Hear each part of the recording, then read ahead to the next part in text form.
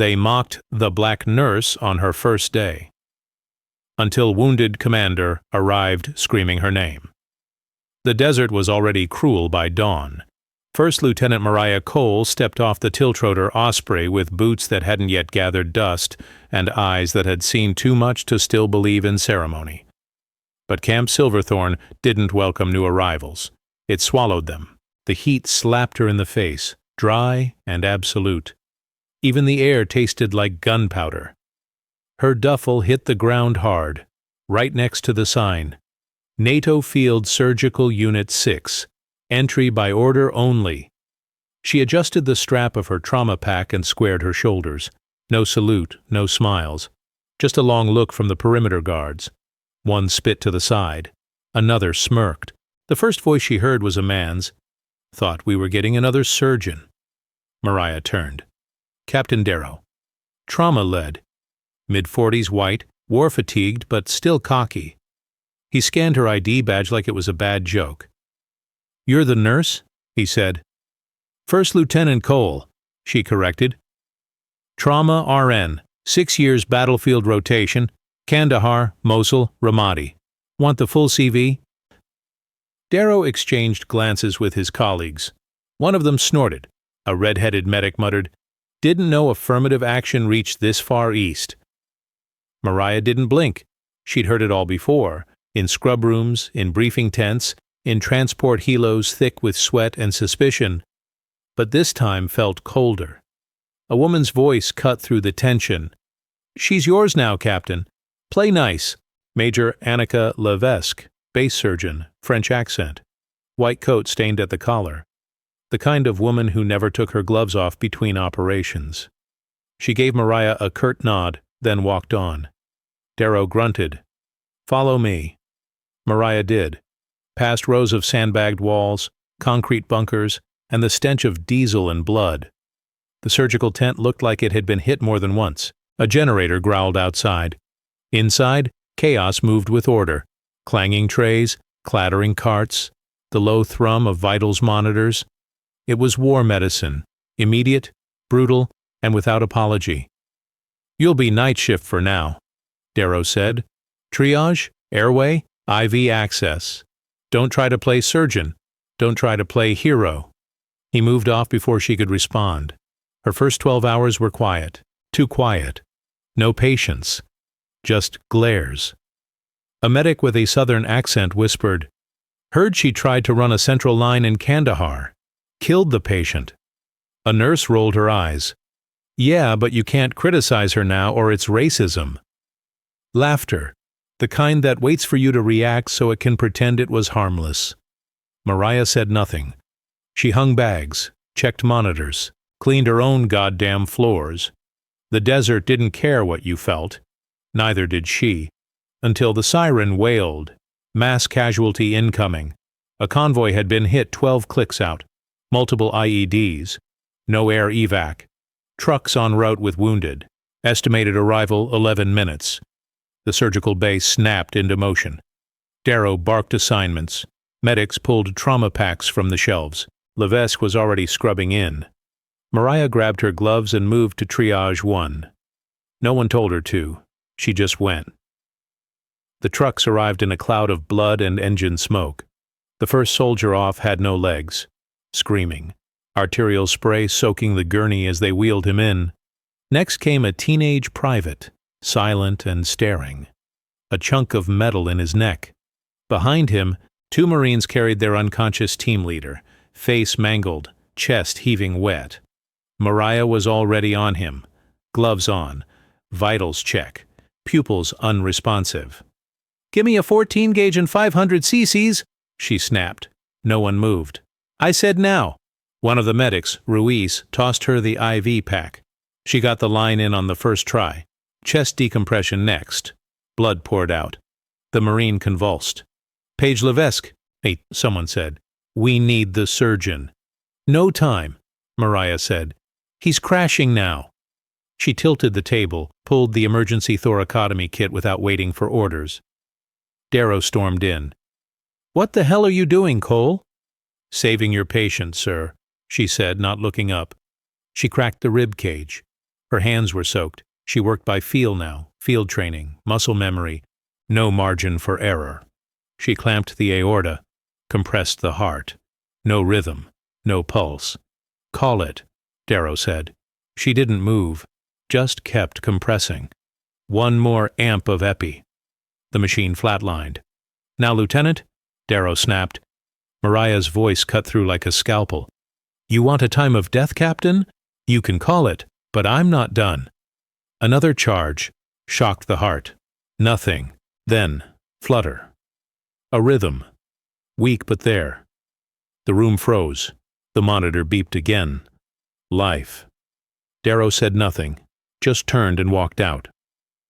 Levesque entered a moment later, glanced at the monitor, then at Mariah.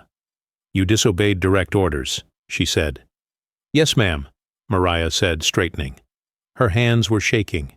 She didn't let them show. Levesque held her stare a moment longer, then nodded once.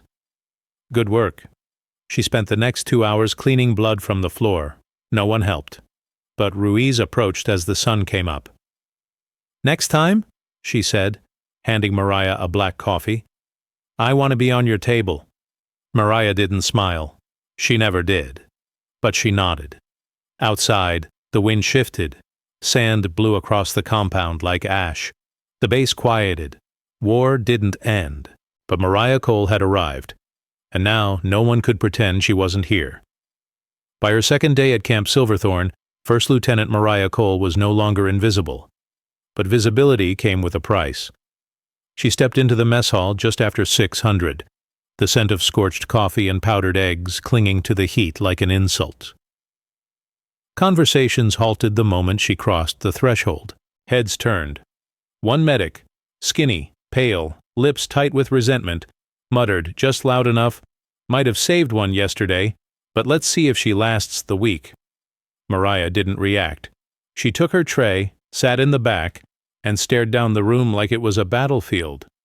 She ate in silence, methodical. Every forkful calculated, every breath measured. She'd learned early that winning wasn't loud. It was surviving long enough to watch the doubters flinch. "Word is you cracked open a chest without clearance." The voice came from Staff Sergeant Elena Ruiz, who dropped her tray across from Mariah's like it belonged there. Her eyes were sharp, jaw bruised purple from the night before. "I saved a life," Mariah said. Ruiz smirked. "They hate that even more." Ruiz had been in country too long. Her fatigue pants were patched with tape, boots scuffed down to the sole. The way she moved, like she expected a sniper behind every corner, spoke volumes. She was both the rumor mill and the wall that rumors died against. "You actually believe in the system?" Ruiz asked. "Or just pretending for the uniform?" Mariah looked her dead in the eye. "I believe in the patients." Ruiz held her gaze, then gave a slow nod. Respect was never given out here. It was earned, blood-soaked and hard. Later that morning, the trauma tent was quiet. Too quiet. Mariah was organizing meds, triple-checking ketamine dosages and cross-matching plasma units when the silence was broken by static crackling through the comms. Eagle 6 to base. Repeat. Contact north of Grid 7. Multiple hostiles. Possible IED activity. Request recon drone. Darrow entered behind her, rubbing sleep from his eyes, already annoyed. False alarm, probably. Locals posturing again. But something in Mariah's gut tightened. She didn't like how clipped the transmission sounded. No panic, just compressed urgency, the kind only seasoned soldiers used right before everything went sideways. She stepped out of the tent and looked toward the north perimeter. Dust plumes were rising on the horizon. By noon, heat waves danced off the compound walls. Mariah was in the back lot checking supplies when the explosion hit. The boom shattered the sky. Concrete trembled. Sirens blared. Soldiers screamed. She ran toward the triage point as medics dragged bodies from a smoking Humvee. One man was covered in burns. Another had shrapnel embedded deep in his thigh. A third was dead on arrival. Half a face, one dog tag. "Where's Levesque?" Mariah shouted. "Gone with the mobile unit," someone yelled back. "East sector." Darrow wasn't on base either. She scanned the chaos and realized with a chill there was no one else senior on site. She took over. Set up red zone. Put criticals on stretchers, non-ambulatory to the west wall. Ruiz appeared, blood already on her gloves. Got a bleeder with femoral artery severed. We need you now. Mariah ran. The soldier was conscious, barely, Hispanic, maybe 21. Blood soaked his uniform, pooling beneath him. She went to her knees. Gloves on. Applied pressure with one hand, grabbed the tourniquet with the other. His leg twitched as he moaned, "I don't want to die." "You're not," she said. "Not today." The artery was shredded. No time for finesse. She packed it with combat gauze, secured the tourniquet, pushed TXA to slow the internal bleeding. The soldier flatlined. Ruiz started compressions. Mariah shouted, "Get the BVM on him!" Hands moved. Equipment slammed down. She intubated while Ruiz ventilated. 30 seconds, still no pulse. "Come on," Mariah growled, slamming another epidose into his heart. A beep, then another. They had him. Mariah leaned back, arms shaking, sweat dripping into her eyes. Ruiz just nodded. That made 4 saves in 1 hour. But the hits kept coming. By sundown, they'd lost power twice. The generator shorted. The blood fridge overheated. One IV pole snapped in half and had to be replaced with a broom handle taped to a mop bucket. When Mariah finally collapsed onto a cot, it was well past midnight.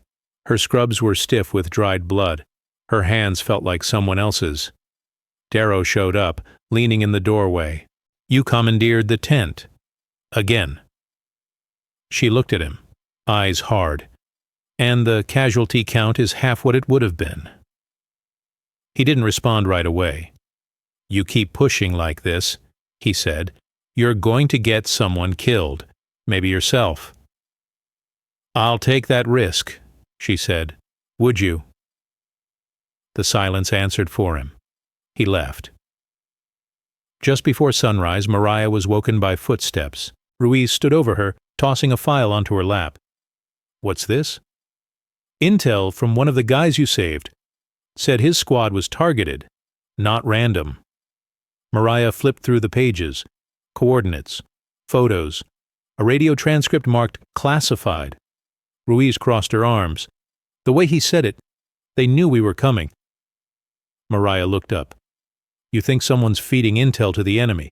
I think someone inside this base is playing both sides." Outside, a fresh wind rolled through the tents, carrying with it the scent of metal and coming violence. Mariah stood slowly. The nurse was gone. Only the soldier remained. There was no warning, just a sound like God cracking his knuckles. The first rocket struck the outer perimeter wall at 0312. Concrete vaporized on impact. The second hit the motor pool. The third landed directly on the north watchtower, vaporizing 2 soldiers instantly. Camp Silverthorne went from silence to screaming chaos in less than 10 seconds. First Lieutenant Mariah Cole was already halfway to the trauma tent before the 4th explosion shook the ground beneath her. Alarms blared. Orange light flickered across the compound. She passed soldiers diving into trenches, hands bleeding from hastily assembled sandbags. One young private cried for his mother before being pulled behind cover. Another boom. The sky lit up, red, then black. Mariah didn't flinch. She ran toward the light. The trauma tent had taken a hit to its east side. Not a direct strike, but close enough to buckle its supports and drop half the ceiling. Cables dangled like jungle vines. Fluids pooled under overturned gurneys. 2 medics were pinned beneath a collapsed beam, screaming. Mariah didn't hesitate. She grabbed a splintered brace and started pulling with everything she had. Ruiz appeared beside her, coughing, bleeding from her temple. "Generators fried. Power's out. Radios too. We're blind and deaf." "We're not dead," Mariah said, voice steady. A cracking sound above them. More ceiling ready to fall. "Get clear," she shouted. They dragged the medics out just before the rest collapsed behind them. In the smothering dark, lit only by firelight and failing emergency glow sticks, Mariah took command again. "Triage centers compromised," she said. "We hold here. We die. We relocate. Now. She and Ruiz gathered what they could: portable suction, crash carts, saline bags, trauma kits. Supplies went into stretchers. They carried them through smoke and blood to the backup surgical shelter, a supply hangar near the airstrip, previously empty. They made it a hospital in 12 minutes. By 04, casualties poured in, burns, amputations, blunt trauma. One man had a piece of rebar in his abdomen. Another had lost an eye and both ears. The worst was a corporal impaled through the thigh, artery nicked. He was awake, shaking, face blue. "We can't do this without power," a medic whispered. Mariah grabbed a headlamp, snapped on a pair of sterile gloves, and fixed her eyes on the corporal. "We can't do this the easy way. Doesn't mean we stop." She used a sterile blade and kitchen shears to cut around the wound, clamped the bleeder with her fingers, packed it tight with gauze, and sutured it by headlamp. The corporal screamed until he passed out. Blood soaked her arms up to the elbows. No one spoke, but they moved faster. They lost 3 in the next hour. Too much bleeding. No blood bank. One coated on the table. Mariah kept doing compressions after the others had stopped. Ruiz finally pulled her off. "Stop," she said, voice soft. "You already gave more than anyone else would have." Mariah stared at the corpse. A young woman, couldn't have been older than 20, jaw set, fists clenched in death, still wearing a friendship bracelet on her left wrist. Mariah whispered, "You deserved better." Then she turned back to the next patient. By 06:30, the rockets stopped. The sun crept over the hills like a slow red eye. Command hadn't sent word. No air support. No evac. The base's last line of comms, a satellite antenna, had been destroyed in the second wave. Ruiz approached with a blood-soaked tablet. "We're cut off. No one's coming." Mariah nodded. "Then we hold the line here." Darrow stumbled in moments later, bandaged across the ribs, smoke in his hair. He looked around the makeshift trauma bay, then at her. "You kept them alive," he said. She didn't answer, just kept pressure on a soldier's chest wound. Darrow hesitated, then added quietly, "You're better than any of us thought." Still no response. He finally turned and limped away. At 08, Aura, Ruiz found her sitting outside the hangar, scrubs stiff with blood, eyes empty. "I got intel from the gate," Ruiz said. "Enemy fighters hit 2 other bases last night. This wasn't random. They knew where to strike." Mariah didn't move. "There's something else," Ruiz said. "One of the bodies we pulled, he wasn't wearing NATO insignia. He was dressed like us, but the gear didn't match, and he had a flash drive in his boot." Mariah looked up slowly. "Show me." Inside, Ruiz unzipped the body bag. The man had a clean bullet wound to the chest, tight, surgical. Not shrapnel, not crossfire. Assassination. Ruiz handed over the flash drive. "It was marked with your name," she said. "Letiem Cole." Mariah stared at it. Her pulse rose, not from fear but recognition. She didn't know what was on it, but she knew who might. Commander Ellis Reeve, the ghost from Kandahar. By nightfall, Mariah had set up a backup generator using salvaged drone batteries. Lights flickered on in the surgical shelter. Weak, but steady. Outside, the desert wind carried smoke and grit. Inside, the trauma team worked in silence. Fear wasn't spoken. It lived in every gesture. Mariah stepped outside and looked at the wreckage that had been Camp Silverthorn. Code black. Total system failure. No backup. No support. No mercy. But she was still standing. She'd survived Kandahar. Survived the rot in the chain of command. Survived the silence that kills more soldiers than bullets. And she'd survived this. Because now she knew one thing for certain. This wasn't just war. It was personal. The rotors came first, distant, uneven, fighting the wind like a wounded animal. Mariah heard them before anyone else did. She was elbow deep in a chest wound, fingers slick with blood, when the sound cut through the low hum of the backup generator. Not a clean approach. No formation. No escort. Just one aircraft pushing itself past the edge of reason. "Chopper," she said. Not loud. Certain. Ruiz looked up from a splint. Her jaw tightened. That's not medevac cadence. The Black Hawk broke through the smoke minutes later, listing hard to starboard, tail wobbling. It slammed down outside the hangar in a storm of sand and debris, skids screaming against concrete. The rotors kept spinning too long, then slowed, uneven, before finally stopping. The side door blew open, and hell spilled out. 2 crew chiefs jumped down first, both bleeding, one dragging the other. Behind them came soldiers, faces gray, eyes wild, hauling stretchers like they were pulling bodies from a sinking ship. "Incoming critical!" someone screamed. "Multiple GSWs, blast trauma, 1 VIP, priority alpha." Mariah was already moving. They brought him in last. The stretcher barely fit through the hangar doors. The man on it was massive, even broken. Broad shoulders, combat frame, uniform shredded and soaked dark. Blood bubbled at his lips with every shallow breath. His left arm hung useless, bone pushing against skin. Shrapnel had torn through his abdomen. A bullet wound sat just below the collarbone, dangerously close to the heart. His face was ghost pale beneath the grime, eyes fluttering. Conscious, but fading. Mariah took one look and felt the floor tilt beneath her. No, not here, not now. "Put him on table 1, she ordered, voice locked tight. "Now!" Darrow pushed in behind the stretcher, limping, eyes widening as recognition hit. "Jesus Christ, that's—" The man convulsed, his eyes snapped open, and then he screamed. "Mariah!" The name tore through the hangar like a gunshot. Every hand froze, every voice died. Mariah stood perfectly still, blood dripping from her gloves, heart hammering so hard it hurt. She hadn't heard that voice in years, not since Kandahar, not since the night she'd sworn never to say his name again. Commander Ellis Reeve thrashed weakly on the table, oxygen mask slipping as he clawed at the air. "Mariah, don't let them—" He choked, coughing blood. "They're inside." She was at his side in an instant. "I've got you," she said, leaning close so only he could hear. "You're safe. Focus on my voice." His eyes locked onto hers. Even through the pain, even half dead, recognition burned there. Relief. Something darker. Something unfinished. "You came," he whispered. "I never left," she said.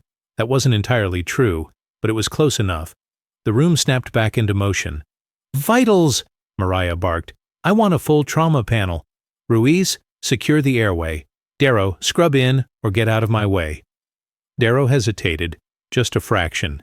Then he nodded and moved. They cut Reeves' uniform off him, revealing scars layered over scars. Old wounds, old wars. Mariah's hands moved automatically, cataloging damage, prioritizing threats. The bullet near the heart was stable, for now. The abdominal shrapnel was not. "He's bleeding internally," Ruiz said. "We need surgery." "We don't have a surgical suite," Darrow replied. "And we sure as hell don't have clearance to operate on a commander without authorization." Mariah didn't look up. "Then you can watch him die." Reeve groaned, fingers tightening weakly around her wrist. "Mariah," he rasped, "listen to me. If they come, don't let them take me." Her jaw clenched. "Save your strength." "They'll say they're here to help," he continued, breath hitching. "They're lying." She met his eyes. "Who?" His grip slackened. His eyes rolled back. "Commander," Ruiz shouted. He coded. The monitor screamed. Mariah was already compressing his chest, rhythm brutal and precise. "Charge to 200, clear." They shocked him once. Nothing. Again. His body arched, then fell still. "Come on," she muttered, sweat dripping down her spine. "Not like this, not after everything." A memory slammed into her without warning. Kandahar. A burning convoy.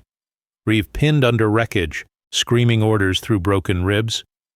Her hands inside his chest, holding his life together while rounds snapped overhead. Him looking at her like she was the last thing anchoring him to the world. "Don't let me die here, Lieutenant." She hadn't. She wouldn't. Again, she ordered. Shock. A beat. Then a pulse. Weak. But there. The monitor stabilized into a fragile rhythm. A breath went through the room like a prayer no one admitted to believing in. They stabilized him as best they could, rigging a makeshift surgical setup with headlamps and salvaged instruments. Mariah worked for hours, removing shrapnel, controlling hemorrhage, sealing what she could. When it was over, she leaned back against the table, muscles screaming, vision blurring. Reeve was alive. Barely. Outside, night fell again. Darrow approached her quietly. "Why did he call for you?" Mariah peeled off her gloves, hands shaking now that it was over.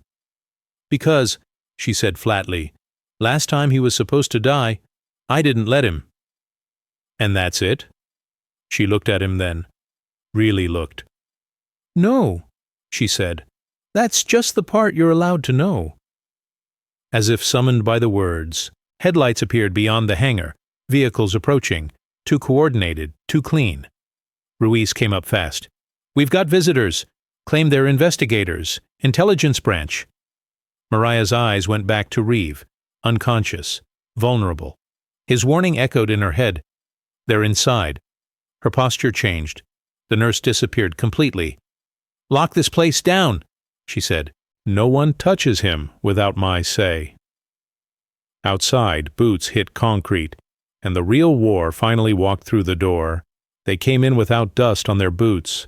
3 men, no unit insignia, no rank patches, clean body armor, clipped strides, dark gear made for urban warfare, not desert survival. One of them carried a black case. The other 2 wore mirrored sunglasses, despite the hour. Their vehicle, unmarked, armored, fresh paint, looked untouched by the chaos of the previous night's bombardment. Mariah watched from the hangar's surgical wing as they crossed the blood-stained concrete. They didn't flinch at the wounded, didn't look twice at the burnt edges of the Black Hawk still smoldering on the tarmac. She turned to Ruiz. "Keep your weapon holstered, but stay close."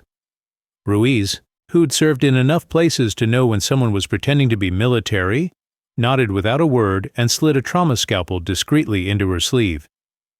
The lead man spoke first, voice clipped and emotionless.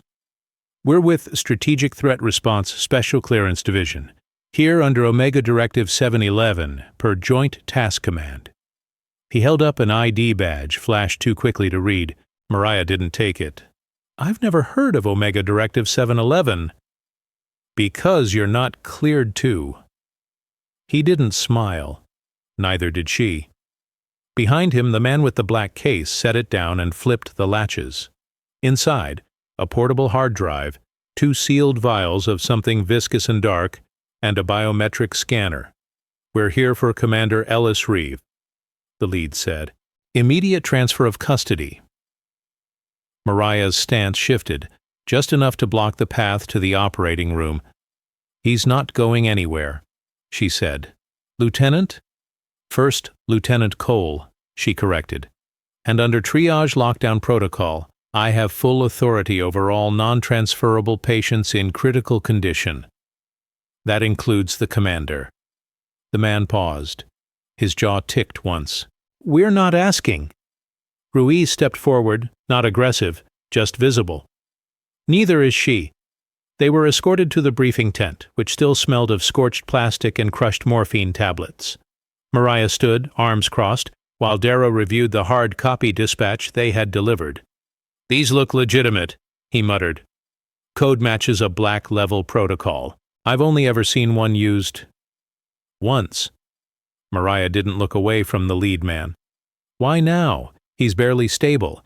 And why was his name linked to me in a classified file days before he arrived?" She turned to Ruiz. "Show them." Ruiz stepped forward and placed the flash drive, the one recovered from the dead infiltrator, on the table. The room went silent. The man in black stared at it, then at Mariah. "Where did you get that?" Mariah folded her arms tighter. "Same place your people were supposed to be. Under fire." One of the agents moved subtly toward the drive. Ruiz's boot slid to intercept. She didn't touch him, just made it clear what would happen if he tried. Mariah leaned forward. The last thing Commander Reeves said before coding was, "They're already inside. I'd like to know what he meant. And I want to know what's on that drive." The agent's expression hardened. "That drive contains highly sensitive materials, Lieutenant. Classified beyond your clearance. Return it." "No. Refusal to comply with a direct order under wartime conditions constitutes dereliction." Mariah stepped into his space, close enough to smell the sterile metal scent on his vest. Her voice dropped to a cold surgical whisper. "You think I haven't been threatened before? I watched a convoy burn while waiting for clearance that never came. I carried dying soldiers on my back because someone with your tone told me I wasn't authorized to act. Not this time." Behind her, Ruiz clicked her pen. It didn't write. It clicked the release on the blade in her sleeve. The tension was explosive, silent, unblinking. Then Darrow, to his credit, stepped between them. "She's right," he said. "Until we verify your credentials, Reeve doesn't leave this facility. If you want the drive, get command to issue a direct order with matching encryption." The lead man studied them all for a long, cold second, then gave a tight nod. "You have 6 hours." After they left, Ruiz locked the door. Darrow slumped into a folding chair like the gravity finally caught up. "They're not intel," he muttered. "That's not how intel moves. They were hunting something." Mariah turned the flash drive over in her hand. It was dented, the casing slightly cracked. She held it up to Ruiz. "Can you get it open?" Ruiz cracked her knuckles. "You get me a working laptop, lead shielding, and a 5-minute prayer window, I'll get it to sing." They worked in a dark corner of the old supply closet, buried under bandages and unused IV poles. Ruiz bypassed the encryption layer by layer, using scavenged med hardware and a diagnostic tablet. Mariah watched the door, the hum of the bass seeming louder than usual. When the screen flickered to life, both women froze. Video logs, black and white surveillance, mission files dated back 6 months, all tagged with the same header, Sable Hour. Mariah clicked play. The footage showed a convoy, Reeves' team, executing a raid on a supposed insurgent depot. But what they found inside wasn't a weapons cache. It was a NATO supply hub. American markings, European stockpiles, all stored under an insurgent flag. The video shifted to comms logs, Reeve arguing with command, demanding answers, getting silence. Then a final entry, a list of names, military brass, private defense contractors, intelligence officers, and at the bottom, subject embedded, Cole, Mariah, clearance flagged, retain watch status. Mariah stared at her name. "Embedded," she whispered. Ruiz read the next line aloud. "Survived Kandahar extraction. Reeve compromised. Maintain operational proximity. Classified asset potential." Silence. Mariah stepped back like she'd been struck. "They were watching me," she said, "using me since Kandahar." Outside, the wind howled harder. Reeve lay in a cot in the back, unconscious, vitals unstable, but the monitor flickered. His heart still fought. His body refused to quit. Mariah pulled the drive and closed the laptop. "We burn this, we copy it, then we decide who's coming for us next." Ruiz looked at her. "And if it's someone with a drone and a kill order?" Mariah picked up her trauma shears, slid them into a thigh pouch beside her tourniquet. "Then we cut faster than they can aim." The desert didn't sleep. At 100, Camp Silverthorne was still burning in places. Black and steel twisted up from the old trauma tent, like bones picked clean. A distant fire flickered behind the northern ridge, either a fuel dump or another failed assault. Inside the makeshift surgical bay, First Lieutenant Mariah Cole was sharpening weapons that weren't meant to be weapons. She stood over a tray of field tools, trauma shears, forceps, bone saws, clamps, selecting, cleaning, repurposing. The edges glinted under the flickering light. Her eyes were hard, unblinking. Her hands steady. The flash drive was already duplicated, the copy hidden under a floor tile in the cold storage locker. The original burned 2 hours earlier in a barrel behind the comms shack. She hadn't flinched when it curled and cracked in the flames. Ruiz stepped into the room, shotgun slung across her back, a single earpiece tucked beneath her messy braid. She tossed down a thermal blanket and sat with a wince. "They're circling," she said. 2 unmarked vehicles posted by the north wall. Thermal lights on, watching the med bay. Mariah didn't look up. "How many armed?" "More, at least 6. Probably more waiting outside the wire. Could be mercs, could be black ops, could be someone who decided Reeves' heartbeat is an inconvenience." Mariah stared down at her tray. "Then we make it very inconvenient to stop it." Reeves' condition worsened. By 0200, he was unconscious again, his vitals flickering between instability and full arrest. Mariah monitored every fluctuation with obsessive precision, adjusting fluids, managing pain, calculating interventions in real time. His skin was pale and waxy. Sutures around his abdomen leaked plasma. Bruises bloomed across his ribs in deep, storm-colored hues. She whispered to him while she worked. Words only they knew. Kandahar words. "You should have stayed dead," she muttered once, not out of cruelty, but anger. "At least then I'd have a clean memory." Ruiz approached quietly. "He's not just a patient to you." Mariah didn't answer. She didn't have to. They barricaded the surgical bay before sunrise. Metal tables turned sideways. IV poles and supply crates stacked against the double doors. Ruiz welded part of the backup generator casing into a brace and mounted it across the entrance. Darrow arrived at 0330, carrying a service pistol he'd kept hidden since the first barrage. "They're requesting another transfer," he said, not even pretending it's optional this time. Mariah looked at him. "And what did you say?" He sighed. "Told them to go through the proper channels." "They said channels are closed." Mariah gave him a long, unreadable look. "Are you with us, or are you waiting to see who wins?" Darrow hesitated. "Not long, just long enough." "I'm here," he said. "But we're running on fumes. We can't hold this place forever." "We don't have to," Mariah replied. "Just long enough for someone on the outside to get our message." She handed him a burner med tab with the cloned files queued up. "Take this to the comms relay under the old flight tower. Hardline the data through the secure NATO alert node." "That system's fried." "No," she said. "It's buried. We used it in Kandahar. Off-grid backup. It'll work." He looked down at the tablet, then at her. "What's in this?" "Proof," she said, "of who they really are, what Reeve found, and what they'll kill to keep buried." They hit the surgical bay at 0416. No warning. Just flashbangs through the vent slats, a boot smashing the back door. Mariah was ready. The first man through caught a surgical retractor to the throat. She turned it sideways, drove it under his chin, and dropped him without hesitation. Ruiz shot the second one in the leg, then the chest, then the head. Triple tap, no mercy. The third tried to flank through the supply closet. Ruiz kicked the door shut and stapled it closed with a trauma nail gun. "4 down," Ruiz growled. 2 more circling back. Mariah grabbed her mobile suction rig, slammed it into a wall outlet, and yanked the hose free. "Cover me," she said. Ruiz laid down suppressing fire as Mariah dashed to Reeves' cot, disconnected his portable monitors, and locked a hand around the IV tree. "We're going now," she said. "Where?" Ruiz barked. "Basement tunnel. Old cold storage shaft. Beneath Ward C."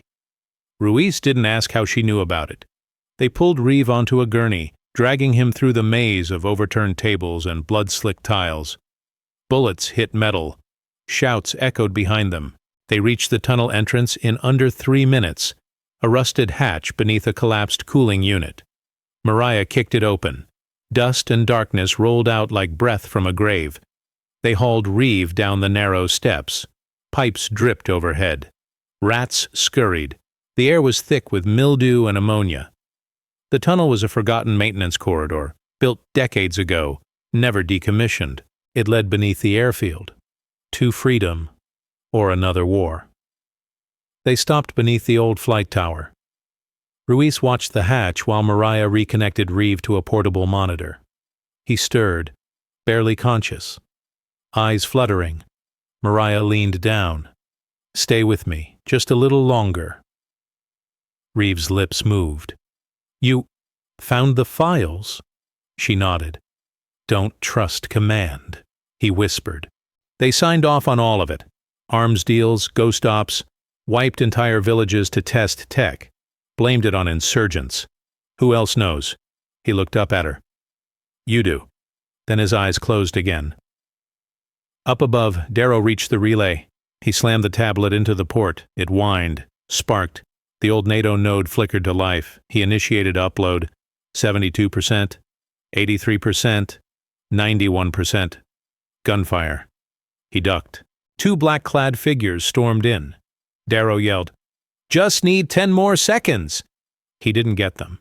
A round tore through his side. He fell, screaming, but slapped the final send command before the tablet skittered from his grip. Transmission complete. Data dispersed. The truth escaped. Down in the tunnel, Ruiz's radio crackled. She looked at Mariah. He did it. Mariah nodded, but her expression was steel. "Now we get out, before they make us ghosts too." She took Reeve's hand, blood drying on her knuckles, eyes locked on the tunnel ahead. They thought she was just a nurse. They forgot she was also the one who ran toward the fire when everyone else ran away. And now? She was the fire.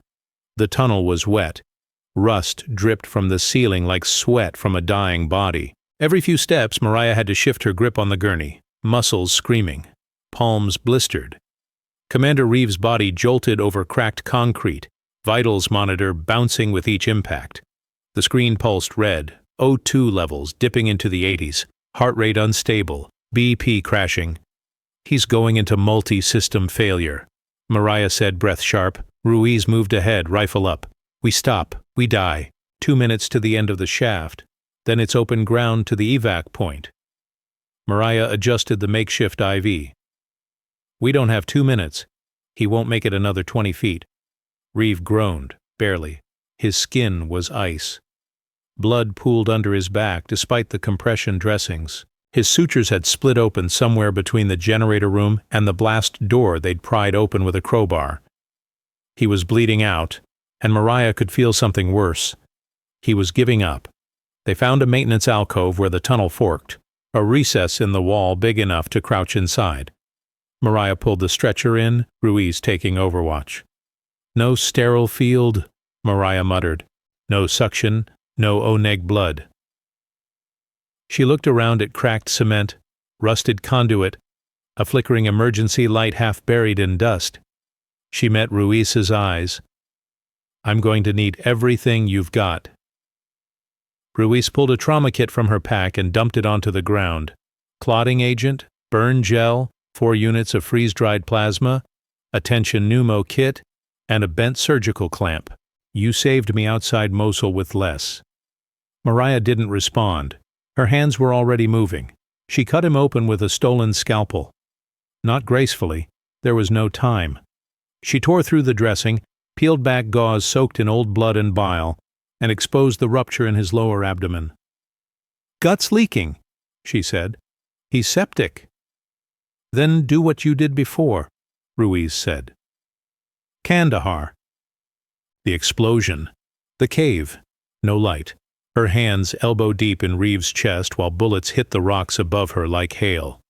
"Clamp the bleeder," Ruiz said. "I am the clamp," Mariah growled. She worked in silence, fingers trembling but precise. Her left hand held the shredded mesentery. Her right packed quick-clot gauze into the hemorrhaging cavity. Every minute she spent inside him was another minute they lost on escape. But leaving him like this?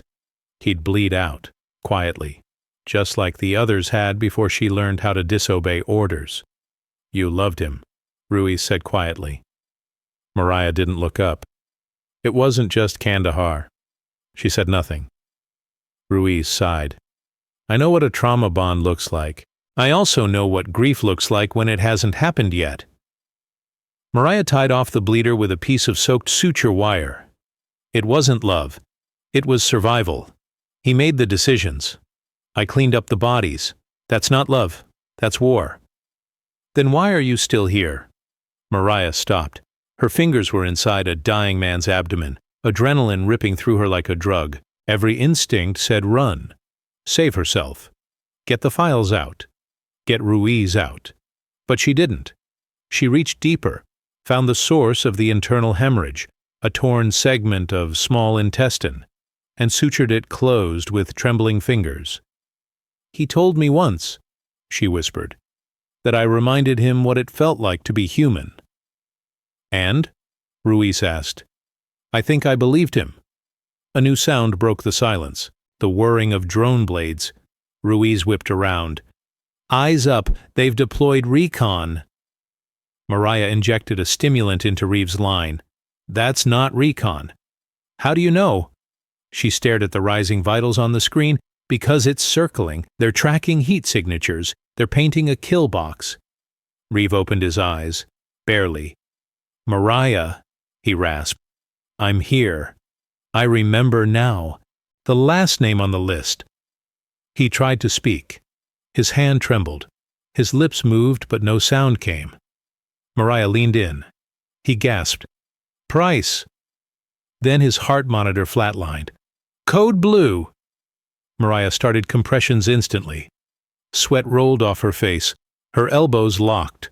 Ruiz turned her back to them, rifle raised, watching the drone sweep past a cracked vent above. I need epi! Mariah shouted. Ruiz tossed it without looking. Mariah jammed the needle into Reeves' chest and hit the plunger. 1 beat. 2. Nothing. She leaned in, pressing harder, blood soaking through her knees. You don't get to leave like this, she hissed. You don't get to drop names and flatline, not after what we've done, not after what we are. Another shock. The stim pack blinked red. The screen stayed dark. Ruiz turned back. We have to move. Mariah kept going. Come on, Reeve, come back. Another breath, another compression, and then a flicker. The monitor beeped. Then again. A weak rhythm. Faint, erratic, but real. Ruiz exhaled. You are a terrifying woman. Mariah leaned back, chest heaving. I'm not done terrifying people yet. They carried him out through the rest of the tunnel, Ruiz covering the rear while Mariah pushed the gurney like she was shoving back against gravity itself. The hatch at the end opened to dawn. The air was sharp and hot. The desert spread in every direction. But on the ridge beyond the south perimeter, a black NATO transport chopper hovered. Its rotors slowing, its side door open. A silhouette stood inside. Darrow. Bloodied, burned, but alive. He raised a flare. Ruiz looked at Mariah. Extraction window is 2 minutes. Behind them, gunfire erupted down the tunnel. They found the entrance! Ruiz snapped. Mariah pushed the gurney harder. Bullets ricocheted off the rocks around them. The sand kicked up. A round tore through the stretcher leg. Mariah and Ruiz caught Reeve before he rolled off, dragging him forward by his flak vest and the last threads of his uniform. 50 meters. More gunfire. One shot clipped Mariah's thigh. She didn't slow. Another tore through her left shoulder. She screamed, then used the pain to move faster. 20 meters. Ruiz returned fire, dropping one pursuer. Darrow jumped down from the chopper, covering with a sidearm. They reached the ramp just as the drone whirled overhead again. Go! Mariah screamed. The chopper lifted. She collapsed inside, Reeve barely strapped in beside her, blood soaking through both of them. Ruiz fell in after, teeth gritted, shoulder dislocated. Darrow slammed the door shut. You got the files out, he said. Mariah looked down at Reeve. His eyes flickered open for one breath. I got you out, she said. And for the first time since Kandahar, he smiled. The Black Hawk sliced west across the dawn sky, dragging a ghost trail of smoke behind it. Inside the cabin stank of blood, rotor oil, and desperation. Mariah sat slumped against the bulkhead, her left arm in a torn sling fashioned from her own bloody scrub top. Her thigh was wrapped in gauze-soaked crimson at the edge. She refused pain meds. Her eyes never left Reeve, strapped down across from her, the portable monitor thumping out a fragile rhythm, one beep at a time. Ruiz was half-conscious, shoulder relocated but fractured. She lay across the floor, rifle clutched to her chest like a security blanket. Darrow hovered between them both, one eye swollen shut, fingers twitching toward his pistol every time the radio squawked. ETA 10 minutes to forward operating Echo. The pilot's voice crackled in their headsets. Airspace still red. Ground says no go until we confirm passphrase. Mariah clicked the comm. Passphrase was burned during the last op. Tell ground we have wounded priority 1, commander grade. Static, then negative. ROE updated. All extractions require new verification code. Directive Lazarus. Darrow blinked. Lazarus. Mariah's blood turned to ice. That wasn't a NATO code. That was a contingency protocol, one reserved for operations too black to exist on paper. She turned to Reeve. What the hell did you give me? Echo Base shimmered on the horizon. Less a base, more a fortress built into the high rock of a dried-out canyon. It was once a CIA outpost. Then it became NATO's most unofficial recovery site. No records, no names, no survivors logged. But they weren't alone. A white drone trailed them now, too quiet for the crew to hear, too far for the guns to hit. It tracked heat signatures, it painted targets, and it didn't fly without orders. Eyes on vehicle convoy east of the LZ, the pilot warned. No IFF beacon, heavy armament. Could be friendlies, could be ghosts. Translation: they were compromised. Mariah stepped into the cockpit, ignoring the pain shooting up her leg. We can't land, the pilot said. Not with unknowns on the ground and no clearance code. Then don't land, she said. Hover above the canyon wall. We jump. The pilot turned. Ma'am, no offense, but you've got a chest wound, a thigh wound, and a dying commander. I've also got 7 years of field extractions and one hell of a vendetta, she snapped. Behind her, Reeve stirred, blood in his mouth, his voice barely air. They won't stop, he whispered. They'll bury Echo Base if they think I'm still alive. Mariah turned to Darrow. You said you sent the files. I sent everything I could. Then it doesn't matter if Echo Base is clean or not, she said. We drop in, seal the door, and hold until the cavalry hears the screaming. 5 minutes later, the Black Hawk hovered over the canyon. Wind shredded through the open ramp. Mariah secured the gurney to a fast rope rig, double-checked the harness, then looked down at Reeve. If you die mid-air, she said, I'll bring you back just to kill you for making this harder. His lips twitched. Half a smile. Still. Better than Kandahar. Mariah gritted her teeth, swung him out over the drop, and lowered him by rope into the mouth of the canyon. The rope smoked under strain but held, then she jumped. Pain burst through her thigh the second she hit the ground. She nearly collapsed, but Ruiz grabbed her, one arm still working. Darrow rappelled last, cradling his side, blood leaking between his fingers. The Black Hawk peeled away. No goodbyes, no hero music, just the distant whir of rotors vanishing into the blue. Inside Echo Base, the lights were dead. They pushed Reeve on the gurney through abandoned corridors. Dust thick in the air. The walls were lined with crates, old gear, decommissioned munitions, forgotten tech. None of it standard issue. This place feels wrong, Ruiz muttered. It's not a base, Darrow said. It's a sarcophagus. Mariah found the med bay, untouched for years, but usable. They set Reeve on the table. His monitor flashed a jagged waveform. His liver's shutting down, she said. I need a plasma stabilizer. Ruiz was already prying open crates. We've got one, maybe two. That's it. Mariah took a breath. Prep it. She worked while the others barricaded the doors. Outside, the hum of the drone grew louder, then cut off completely. Eyes up, Darrow said, loading a rifle he found in a sealed crate. They know we're here, Lights flickered overhead, one by one, then a voice, through the old PA system, ragged, distorted. "Lieutenant Cole, you should have left the commander where he lay." Everyone froze.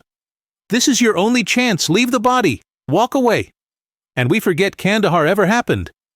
Mariah moved to the PA panel, slammed the mic switch open. "No." Static hissed back. Then you'll all die down here." They came fast. 6 men, all in NATO gear. No names, no flags, moving like ghosts, shooting like professionals. They breached the main entrance with a thermal charge. Ruiz dropped one with a burst to the chest. Darrow got the second, but caught a bullet to the thigh in return. Mariah grabbed a defibrillator and rewired it into a shock trap, slamming the paddles onto the metal floor. When the third attacker stepped into the medbay, he triggered the current and spasmed mid-scream before collapsing. Gunfire echoed. Dust rained from the ceiling. Reeve coded. "Not now," Mariah breathed. She knelt over him, mouth dry, hands slick. She slammed in a final dose of epi, defibrillated once, twice, flatline. Ruiz covered the doorway, reloading. "We're outnumbered." "Then stall them," Mariah growled. She grabbed Reeves' chest tube, pulled it, and forced a manual airway. Blood sprayed. The monitor blinked. Then a beat. Then another. She had him, again. The last man breached with a flash bang. Mariah didn't flinch. She grabbed the trauma shears and drove them into his neck before he cleared the corner. Silence fell. Only the monitor beeped. Slow. Relentless. Darrow collapsed beside the operating table, laughing through blood. "Is this the part where someone finally gives you a damn medal?" he asked. Mariah slumped against the wall, trembling. "No," she said. "It's the part where I figure out who Price is." Ted Ruiz, bloodied and bruised, looked up. "That's the name Reeve gave you?" Mariah nodded. "The last name on the list, the one they were willing to kill all of us to protect." She turned toward the terminal in the med bay, wiped the dust from the screen, plugged in the flash drive's clone, the files loaded. A new document blinked to life. Project Price, authorized by Joint Strike Council Target. Cole, Mariah. Her own photo filled the screen. Classified. Tagged. Marked as expendable witness. Mariah stood in the flickering light, blood on her face, her reflection staring back from a kill order she was never supposed to see. "This wasn't about Reeve," she said quietly. Ruiz swallowed. "It was about you." Mariah turned to the others. "We don't wait for the cavalry anymore. Whoop. We are the cavalry." They waited for dawn, not because they believed in rescue, but because death had always come in the dark, and daylight made it harder for monsters to hide. Echo Base was broken. Blood pooled in the corners. The metal walls breathed heat and dust. The emergency lights flickered overhead like a failing pulse. In the silence after the gunfight, every sound, every footstep, every breath felt like it could be the last. Mariah didn't rest. Couldn't. She paced the corridor outside the med bay, cradling a cracked tablet loaded with stolen intelligence and her own face on a kill list. She was tired of running, but she'd never been tired enough to lie down. Inside, Ruiz was rigging their last claymore to the doorframe. "We won't hold another wave," she said, voice flat. Her left arm was strapped to her chest, broken beyond a field fix. "This one's for the headlines." Mariah stepped in. "That won't be necessary." Ruiz raised an eyebrow. "You expecting angels?" "I'm expecting Price." Darrow was fading. He sat slumped near the cold storage locker, his leg bleeding slowly through a bandage that had given up hours ago. He held his side with one hand, a pistol with the other. Mariah knelt beside him, injecting morphine. He didn't resist. "This place was never meant to save people," he said. "Echo was built to erase them." She nodded. "That's why we make them remember." He looked at her, expression softening. "You were always better than the rest of us." "I'm just louder," she replied. He chuckled once, then coughed blood. Reeve was conscious for minutes at a time now, lucid, but fading like a signal just out of range. His voice was weaker, But when Mariah sat beside him and opened the Project Price file, he focused like a blade. "Tell me what I don't know," she said. He swallowed hard.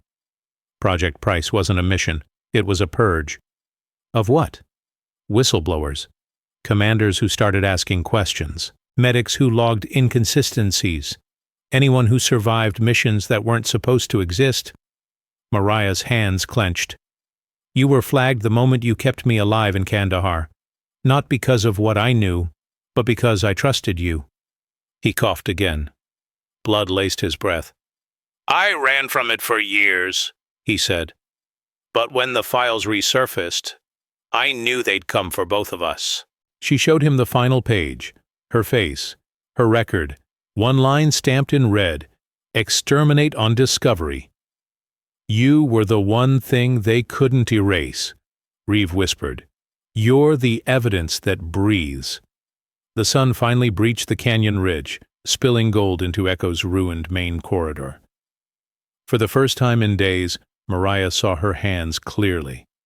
They were shaking, not from fear, not from blood loss, from rage. She stood in the entry hall, looking up at the cracked ceiling and the humming antenna array she'd salvaged an hour ago.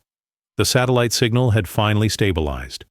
She synced the final copy of the Price files and locked them to a dead man's switch. If her vitals flatlined for more than 10 minutes, the files would go global. Ruiz stood beside her, holding the last functioning rifle. "Signal's ready," Mariah said. "Now we just need a name to shout." Ruiz tilted her head. "You sure you want to do this? Once that button's pushed, there's no safe house. No silence. You'll be a ghost with a name." Mariah looked toward the medbay, where Reeve's heartbeat beeped its stubborn rhythm. "I've been a ghost for a long time," she said. "It's time they remembered who I was." The drone returned at 0737, not flying solo this time. 2 troop transports descended the ridge behind it, unmarked, matte black, their tires still clean from a base that hadn't seen war. Men poured out, more than 10, maybe 20, all armed, no patches, no mercy. The PA system clicked on again. "Final warning, Lieutenant. Hand over the commander. Delete the files. Walk away." Mariah stepped into the corridor, mic in hand. "No." A pause. Then this becomes a casualty report. They came in waves, explosives first, breaching charges to the outer doors. The Claymore slowed them, 3 bodies thrown across the hall like dolls. But they kept coming. Tight formation, night vision, full auto. Mariah ducked behind a support beam, firing from the hip. She winged one. Ruiz dropped another before her weapon jammed. "We're down to knives and curses," Ruiz muttered. Mariah kicked open a side panel and pulled out a med-grade chemical torch. She lit it and threw it into the oncoming corridor. Fire sprayed like a dragon's breath. Screams followed. Then, silence. Too much silence. Mariah turned to Ruiz. "Where's Darrow?" She found him slumped by the medbay doors, a trail of blood behind him. His hand was locked around a detonator. "I blocked their rear entry," he whispered, breath rattling. "Figured you'd need 1 more minute." "You're bleeding out." "I already did," he said, and closed his eyes. She took the detonator from his hand. Inside the medbay, Reeve was dying again. His monitor beeped erratically. Blood loss. Organ failure. His body couldn't take much more. Mariah sat beside him, her own uniform soaked through. "You should have let me go," he said. "I don't let people die," she replied. "I remember them." His hand found hers. "There's a server," he said. "Topside. Under the old tower. Protected by biometric scan. What's on it? Everything I couldn't carry." His eyes began to close. Mariah leaned in. "Ellis, stay with me." He smiled weakly. "I don't need to. You're the one who finishes it." She left him sedated and stable as best she could. Ruiz stayed behind with the rifle. Neither of them said goodbye. There was no time. Mariah climbed to the top of Echo Base, her body screaming with each step. Smoke curled over the ridge. The sun beat down like judgment. She reached the server node just as the last enemy team breached the main chamber. Their voices echoed behind her. She pressed her hand to the scanner. Access granted. The screen lit up. Encrypted files, video logs, operation manifests. One folder at the top. Casualty report. Redacted personnel files. She uploaded it. In less than 60 seconds, it went to every journalist, every military inbox, every shadow contact from Kandahar to Washington. And then she activated the failsafe. The data was free. The ghosts had names now. She turned as a final figure emerged from the smoke, tall, clean uniform, face untouched by dust. Price. He raised a sidearm. You should have died on day one. Mariah raised nothing. She was out of bullets, out of blood, but not out of defiance. I did, she said, and then I got back up. He fired. She collapsed as the shot ripped through her shoulder, but not before she hit the secondary trigger Darrow had left at her feet. The tower exploded. Steel screamed. Rock fell. Price vanished in the fire. Hours later, rescue finally came. A NATO convoy. Real patches. Real names. They found Ruiz alive, protecting Reeve. They pulled Mariah from the rubble, bleeding, broken, still breathing, and when they asked her who she was, she looked them dead in the eyes. I'm the casualty you forgot to count. They flew her out on a medical transport with the windows blacked out. Standard protocol, they said. Trauma shielding, radiation filtering. But Mariah knew better. They weren't hiding her from the world. They were hiding the world from her. From everything she now knew. Everything she'd survived. Everything she refused to stay silent about. For 40 minutes, she lay strapped to the gurney, shoulder bandaged, ribs cracked, thigh braced with a metal splint. The cabin throbbed with engine hum and antiseptic, the thin line of monitors marking the slow, stubborn beat of her pulse. She should have died. The records would have been tidier if she had. But Mariah Cole had made a career of ruining predictable endings. A medic leaned over her, checking her vitals. Major Reeves is still unconscious, but stabilizing. Your teammate Ruiz asked for you, once we land. Mariah nodded, or tried to. Her throat felt like sand and smoke. Where are we going? She rasped. The medic hesitated. Classified. Directive Snowfield. She laughed, dry, humorless. Another code. Another cage. The medic cleared his throat awkwardly and walked away. Mariah watched the ceiling, waiting, counting breaths, counting heartbeats, counting all the lives she'd saved and all the ones she couldn't. The plane descended through clouds. When the wheels touched tarmac, Mariah tensed, and not from pain. No gunfire, no alarms, no shouts, silence. The ramp lowered, and fresh air rushed in, the cool sting of northern wind. Not desert, not smoke, not death, something else, something quieter. As they rolled her out, she saw the sign on the hangar. NATO Medical Center, Rhine-Sud, Germany. A real place, with real doctors, real oversight, real laws. They were risking this? For her? Or for damage control? They moved her into a glass-walled room on the second floor. Clean sheets, dried lavender scent. A vase with white flowers someone had left on the windowsill. Peaceful. Too peaceful. Mariah waited for the lie to start. It didn't take long. A man in a gray suit walked in. No insignia, no name tag. He closed the door behind him with soft hands. "Lieutenant Cole?" he said pleasantly. "Or should I say, First Lieutenant per your unfiled promotion review." She glared at him. "Who are you?" He smiled. Oversight. That told her everything and nothing. He set a folder on her bedside table but didn't open it. "You were involved in unauthorized transmissions of restricted data. You survived an attack at Echo Base that claimed 12 military personnel, and you were found in possession of intelligence linked to an operation above your clearance." "It wasn't unauthorized," she said. "It was truth." "Truth," he echoed. "A fascinating concept." He clasped his hands behind his back and stared at the window. You've put several high-level careers at risk. You've forced an internal audit of operations spanning 5 countries. You've ignited hearings that will last for years. And you—" he looked at her now, eyes sharp, "have become inconvenient." There it was, the real tone. Mariah shifted against her pillow, wincing. "Go ahead, say the part you rehearsed." He leaned in, voice soft. "It would be better for all involved if you simply disappeared." Mariah smiled, slow and dangerous. "I've tried disappearing," but she said. "Didn't take." The man exhaled. "We can protect you, Lieutenant. Witness relocation, identity restructuring, compensation." "No." Her voice was steel. He blinked. "No?" Mariah lifted her hand, shaking but steady enough, to tap the band on her wrist. The biosensor embedded in her skin. "You know what this is," she said. "Dead man trigger. My vitals drop for more than 5 minutes, and the rest of the price files go live. Every document. Every name. Every recording." He stared.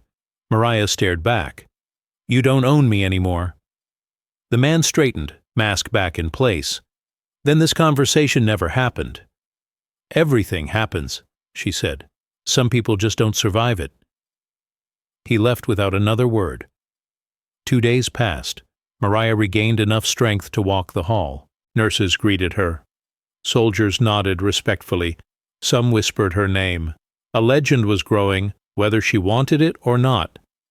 Ruiz visited first, arm in a sling, bruised from neck to ribs, but alive. "You stupid, brilliant woman," Ruiz muttered as she hugged her gently. "You burned down half a Black Ops network." Mariah shrugged. "I had help." "Reeves awake," Ruiz said, glancing to the side. "He's asking for you." Mariah stiffened. "How bad?" Ruiz softened. "Alive. And grateful. Maybe more." Mariah didn't answer. She found him in a corner room overlooking the runway, tubes in his arms, heart monitor steady. He looked smaller, human, no armor, no command tone. When he saw her, his face cracked into a tired smile. "You made it," he whispered. "So did you," she said. He chuckled, a rasping sound. "Barely. You dragged me through a war zone again." Mariah stepped closer, not touching, not yet. "You said Price was the last name." Reeve nodded slowly. "He was the architect, the one they trusted to do the dirty work. But you took him down. You finished what I couldn't." "No," she said. "We finished it." He studied her. "What happens now?" Mariah looked through the window at the soldiers training on the field, the helicopters lifting, the world moving again. A world she'd saved. A world that still didn't know her name. "Now?" she said. "I rest. And after?" She turned back to him. "After, I stop running." There was something in the silence between them, something raw, something unfinished. Reeve reached for her hand. She let him take it. Not as commander and medic, but as 2 survivors who had stopped pretending they weren't broken. 3 weeks later, Mariah stepped out of the medical center wearing fresh fatigues. No rank displayed, no insignia, just a uniform and a new directive. Ruiz waited beside a vehicle.